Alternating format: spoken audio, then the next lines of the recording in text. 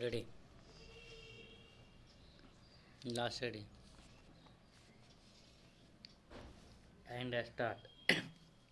अंततः यह आशंका सही सिद्ध हुई कि चीन के साथ व्यापार घाटा 100 अरब डॉलर को पार कर सकता है। ताज़ा आंकड़े बता रहे हैं कि बीते वर्ष भारत चीन के बीच 135 अरब डॉलर का जो द्विपक्षीय कारोबार हुआ, उसमें जहां चीन से होने वाला आयात 118 अरब डॉलर रहा, वहीं भारत की ओर से उसे किया जाने वाला निर्यात 17 अरब डॉलर तक ही सीमित रहा। यह पहली बार है जब चीन के साथ भारत का व्यापार घाटा 100 अरब डॉलर के आंकड़े को पार कर गया। यह इसलिए विशेष चिंता का विषय है क्योंकि ऐसा मेक इन इंडिया और आत्मनिर्भर भारत अभियान के बाद भी हुआ।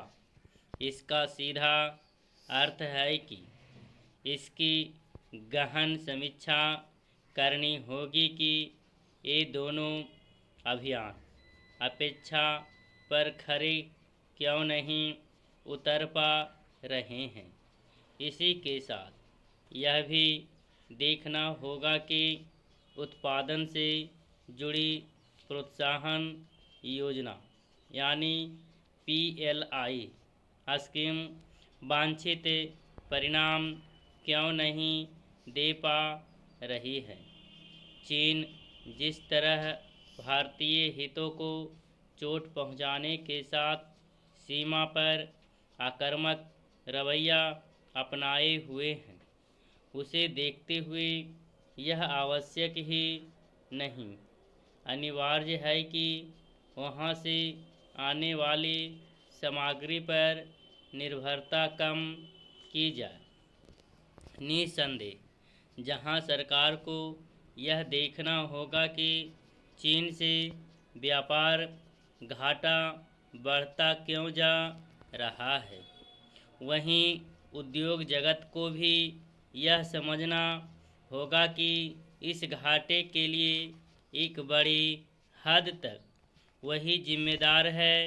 हमारे उद्योग जगत को चीनी वस्तुओं पर अपनी निर्भरता कम करने के लिए कमर कसनी होगी।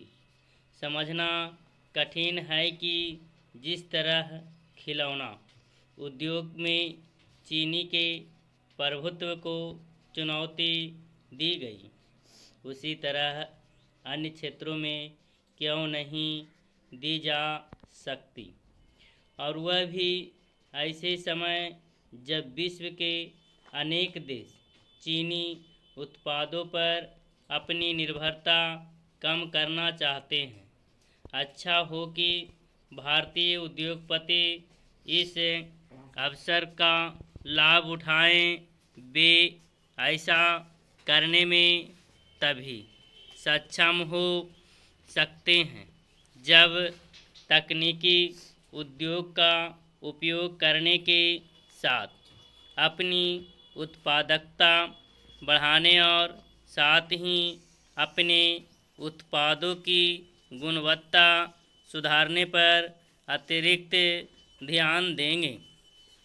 यदि भारत को वास्तव में विकसित देश बनना है तो एक ओर जहां चीनी उत्पादों पर निर्भरता कम करनी होगी, वहीं दूसरी औरविश्व बाजार में उसके उत्पादों से प्रतिस्पर्धा भी करनी होगी। इसका कोई औचित्य नहीं कि भारतीय उद्योगपति वे वस्तुएं भी चीन से मंगाएंगे जिन्हें देश में बनाया जा सकता है। यह ध्यान रहे कि एक समय दवाओं में उपयोग होने वाला कच्चा माल यानी API भारत में ही तैयार होता था, लेकिन धीरे धीरे वह चीन में बनने लगा और फिर भारतीय फार्मा उद्योग उसे वहीं से मंगाने लगा।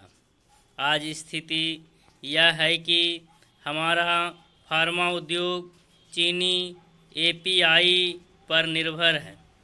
यह समझ आता है कि कच्चा माल चीन से आए, लेकिन इसका कोई अर्थ नहीं कि तैयार माल भी वहीं से आए।